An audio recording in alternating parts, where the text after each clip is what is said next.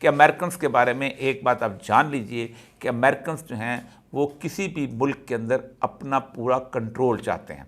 मुशर्रफ अगर उनको इस काबिल नज़र आया था कि वो अमेरिका कंट्रोल कर सकता है तो वो उनको पता था, क्योंकि उन्होंने इसीलिए उसकी मुखालफ अपोजिशन जो थी नवाज शरीफ उसको एग्जाइल कर दिया था। और ख़ुद उसका इतराफ़ है उसका बिल क्लिंटन का कि जिस वक्त नवाज शरीफ मेरे पास आया है कारगिल इशू के अंदर तो उसने कहा था मेरी जान से मार देंगे, तो मैंने उसे रिस्पॉन्सिबिलिटी ली थी कि मैं तुम्हारी जान बचाऊंगा।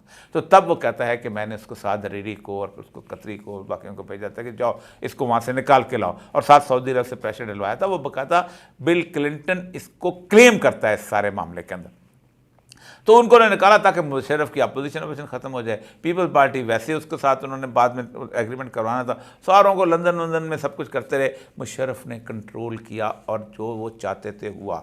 उसने चाहते थे कि 1,75,000 फ़ौज जो है वो वेस्टर्न बॉर्डर पर रहे ताकि तालिबान अगर भाग के निकलें तो वापस अफगानिस्तान में आएँ और हमने फिर उनके मारें। यहाँ से जो बंदे भाग के जाएँ उनको पकड़ के ओबामा एडमिनिस्ट्रेशन अमेरिकन एडमिनिस्ट्रेशन को दिया जाए, वो गुआंतानामा बे में रखे। 600 बंदे उसने पकड़ के दिए। फिर यहाँ पर उसने जो पार्टियों के साथ हशर किया, 2-2.5 साल जो उसने नैप का वो किया, कोई चूँ चाँ नहीं बोलती थी, कोई जुलूस उसके खिलाफ नहीं निकलता था। यहाँ तक कि जब 12 मई हुआ है कराची के अंदर और उन्होंने जो 100 के करीब बंदे मार दिए हैं एमकेएम वाले में, तो उसने यूँ ऐसे करके कहा था ये देखा, उन्होंने दिखाई अपनी ताकत। तो अमेरिका को सारा कुछ उनको पता था, तो इसलिए अमेरिका से ये बात कर दे रहा। लेकिन जब अमेरिका को पता चल गया कि अब अमेरिका जिसका मुशर्रफ का जो है लूज़ हो रहा है एडमिनिस्ट्रेशन, ख़बरें वहाँ पर पहुँच गई थी, डिस्कस होने लगती थी कि पाकिस्तान की आर्मी के ऑफिसर्स को ये कह दिया गया है कि आप अपनी वर्दी जो है दफ्तर में रखें और आप वर्दी पहन के दफ्तर ना आएँ।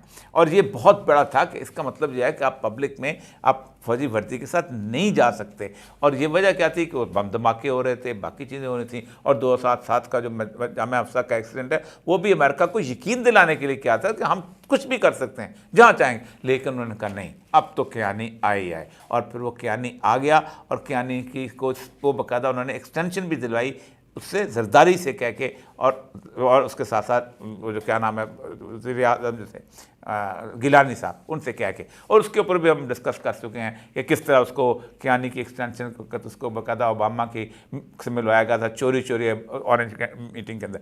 ये सारे सिनेरियो के अंदर अमेरिका का दूसरा है कि अगर कोई कुव्वत कंट्रोल नहीं रखती तो फिर वो डेमोक्रेटिक कुव्वतों के साथ मिला के बना के रखता है कि भाई इनसे मिलो। आपको याद होगा कि बर्मा में जब तक उन्होंने उसका कंट्रोल था वहाँ पर, तो उन्होंने आंग सान सू की को हीरो शीरो बनाए रखा और उन्होंने कहा कि नहीं, फिर आंग सान सू की पॉपुलर हो गई तो उसके साथ बिस्मिल्लाह आ जाए, आप ही तुम्हारी हीरो हैं, अब हमें नोबेल प्राइज़ दे देंगे और हमने उसको जिता देंगे। लेकिन वो चाइना फिर बीच में कूदा और उन्होंने उसको इस दफ़ा इलेक्शन में नहीं आने दिया। ये है सारा सिनेरियो। इस सिनेरियो के अंदर अमेरिका के अंदर एक तो सोच ये पैदा हुई, दूसरा उनके अंदर सोच ये पैदा हो गई है कि ट्रंप जो आ रहा है, ट्रंप जो है ये पाकिस्तान में और अफगानिस्तान में हमारी वो सारी की सारी इस वक्त जो वॉर इन्वेस्टमेंट चल रही है यूक्रेन के अंदर, उस वॉर इन्वेस्टमेंट को ये आके तबाह बर्बाद कर देगा।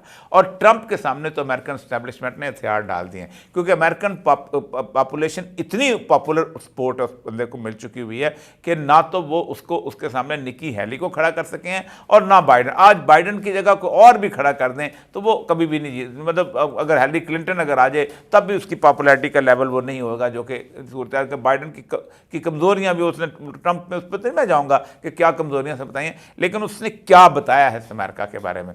और वो चाहता यह है कि अमेरिका को इन किस्म की जंगों से निकाला जाए। वो चाहता यही है कि पाकिस्तान आराम से अपनी ज़िंदगी गुजारे, ईरान से पेट्रोल लेता है तब ले, वो अगर अफगानिस्तान के साथ ताल्लुकात बनाता है तब बनाए। मैं इकॉनमी को कहता यह है कि 23,000 अरब डॉलर जो है आपके अमेरिकन कौम पे कर्जा डाल दिया है, और 23,000 नहीं 23 ट्रिलियन डॉलर के कभी हो चुका है। एक ज़माने में सूरत हाल ये थी कि 16 ट्रिलियन डॉलर अमेरिकन डेट था, 15 ट्रिलियन डॉलर अमेरिकन जीडीपी थी। ये दोनों बनते हैं 31 ट्रिलियन डॉलर, और 32 ट्रिलियन डॉलर जो हैं ये अमेरिका के सरमायादारों ने टैक्स एवेड करते हुए, चोरी करते हुए केमन आइलैंड में रखे हुए थे।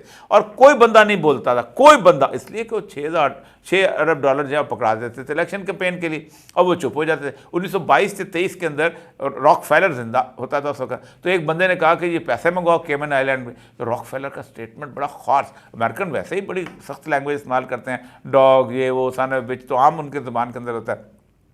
तो उसने कहा था you are a dog, you should bark from our side, तुम हमारे कुत्ते हो, हमारी तरफ से भौंका करो। तो ये ट्रंप चूंकि उस पूरे कॉर्पोरेट कल्चर का हिस्सा है, वो कभी भी उनका जो है ना अलामती सदर नहीं रहा। जैसे उनके अलामती सदर होते हैं, जिमी कार्टर को उठा लिया, डिक्सन को उठा लिया, किसी प्रोफेसर को उठा लिया, किसी और बंदे को उठा लिया, किसी एक्टर को उठा लिया। ये जो अब सूरता के हम थिंक टैंक उन पर हावी रहें, और अमेरिकन प्रेसिडेंट के जो कहते हैं कुछ ज़्यादा जानना ज़रूरी नहीं होता, उसने जो तकरीर की है उससे सब डरे हुए हैं।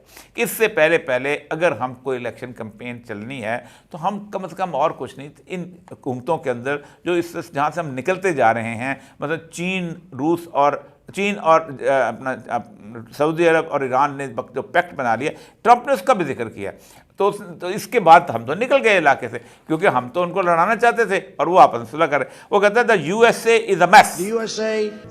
यूएसए जो है ना, ये एक इस वक्त बहुत बजाते खुद एक बुहरान बन चुका है। और इकॉनमी इज क्रैशिंग, हमारी इकॉनमी जो है वो तबाह हो रही है। Inflation is out of control, inflation जो है मुकम्मल तौर पर आउट ऑफ कंट्रोल हो रही है।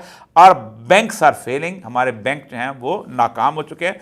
Russia has joined with China, Saudi Arabia and has joined with Iran, कि रूस और उसने चीन के साथ मिलके उसने ईरान को भी साथ मिला लिया है। North Korea have formed together as a menacing and destructive coalition, कि जब इनके साथ नॉर्थ कोरिया मिल गया है तो ये एक मेनस यानी एक वबा के सूरत पर जो कि तबाहकुन कोलिशन बन चुकी है हमारे खिलाफ। और करेंसी इज कोलैप्सिंग, हमारी जो करेंसी है वो गिर रही है। And dollar will soon no longer be the world standard. और मैं आप देख रहा हूँ कि अगर ये ताकतें मिल गई और उन्होंने जैसे सोने के अंदर खरीद फरोख्त शुरू की थी, पेट्रोल की, या रूबल आ गया है, या इस वक्त चाइना में जो युआन चल रहा है, तो एक दिन जो हमने गोल्ड स्टैंडर्ड की जगह डॉलर को स्टैंडर्ड रखा हुआ है, तो एक दिन ये ख़त्म हो जाएगा और कोई पले नहीं रहेगा। Can you believe this? क्या तुम इस बात पर यकीन करते हो? And that will be our greatest defeat in over 200 year if we lose the dollar. और 200 साल की अमेरिकन हिस्ट्री, आप 1777 में अमेरिका बना है, उसके बाद बनते बनते आगे 200 साल की अमेरिकन हिस्ट्री के अंदर ये सबसे बड़ी डिफीट होगी। There is really a good chance that we will, एक चांस है कि हम कुछ कर रहे हैं, but it won't happen with me, ये कभी भी नहीं होता, मेरी वजह से नहीं होता। Not even a small chance, ये ऐसा कभी स्मॉल चांस भी नहीं था कि हम इस हालत में पहुंचे। Just like Russia would never have invaded Ukraine, मैं अगर होता तो रशिया ने यूक्रेन पे हमला नहीं करना था। Like China would not have even thought about raiding Taiwan, और ताइवान में भी को चाइना ने सोचना नहीं तक, ताइवान वुडंट हैव हैपेंड, ये कभी ऐसा नहीं होता। इसके बाद फिर उसने जो बाइडेन के साथ की, आपको पता ही है, शरारती आदमी है, उसने उसकी चाल वाल की भी बड़ी किया कि चलता ऐसे है, बुढ़ापे में इसको लंबी उम्र पता नहीं कैसे दे रहे हैं, इसको दवाइयों से क्रचेस लगा खड़ा किया, मतलब उस हर जगह उसकी तकरीरें नहीं। और अगर वो इस वक्त डिबेट में आ गया, नेशनल डिबेट, और पाकिस्तान का इलेक्शन जो है वो डिबेट के अंदर आके इशू बन गया, और उससे नेशनल डिबेट था, और उन्होंने कहा कि इन्होंने पाकिस्तान जैसी अवाम की अक्सरियत को सिर्फ एक साइफर लिख के और इलेक्शन के अंदर ऐसी कुव्वतों को सपोर्ट करके और उनके हर जायज़ नाजायज़ को ऊपर पर्दा डाल के इन्होंने एक पाकिस्तान जैसी कौम के, जो कि इस वक्त साउथ एशिया के अंदर the only place for America refuge रह गई है, और कोई जगह नहीं है। अमेरिका अफगानिस्तान से निकल चुका हुआ है, उसके ऊपर Tajikistan, Uzbekistan, Kyrgyzstan, Kazakhstan, Russia, Ukraine तक अमेरिका जो है नज़र नहीं आता, ना ऊपर नॉर्थ जो है इलाका जो है साइबेरिया से लेकर नीचे तक कहीं भी नहीं। इराक़ के अंदर उसकी प्रेजेंस जो है वो बस ऐसी है कि ईरान चाहेगा तो वहाँ ज़िंदा रहेगा, वरना नहीं रहेगा। शाम के अंदर भी उसकी लड़ाई है रूस के साथ, देर ज़ूर में उसने ख़त्म कर दिया। चाइना और सऊदी अरब और इसकी कोलिशन के बाद पाकिस्तान एक वाहिद मुल्क है। इंडिया उसका ट्रस्टेड फ्रेंड उस तरह नहीं बन पाया अभी तक जिस तरह उस पर भरोसा करता था। ज़ाहिर बात है इंडियन अपनी जो पॉलिसी अपने हिसाब से चलाते हैं, वो अमेरिका के लिए ना मरने के लिए तैयार होते हैं और ना अमेरिका के लिए अपने घर को ईंधन बनाते हैं। ना वहाँ इंडिया चाहेगा कि मैं अमेरिका का साथ दूँ, तो पाकिस्तान ने 75,000 लोगों की लाशें कंधे पर उठा ली थी, हम नहीं उठाएंगे, रह गया पाकिस्तान। और अगर पाकिस्तान के दिलों में अमेरिका की नफ़रत जिस तरह बढ़ती जा रही है और वो समझते हैं कि हम पर जो जुल्म हो रहा है ये कभी भी पाकिस्तान की इस्टेब्लिशमेंट नहीं कर सकती थी अगर अमेरिका की थपकी, तो एक दिन ऐसा आ सकता है कि पाकिस्तान में अमेरिकन एम्बेसी जो है उसके अंदर उसी तरह कहीं लोग काबज़ ना हो जाएं, अगर कहीं जैसे कि ईरान में काबज़ हुए थे। और आज अच्छे तल्लुकात के बावजूद भी ना खामेनी ये कर सकता है, ना उनका कोई सदर कर सकता है, ना अहमदीनेजाद कर सकता था कि अमेरिका को इजाज़त दे कि तुम अपना सफारत खाना खोल लो। ये हालत आने से पहले वो कहते हैं कि अमेरिकन डिबेट में आ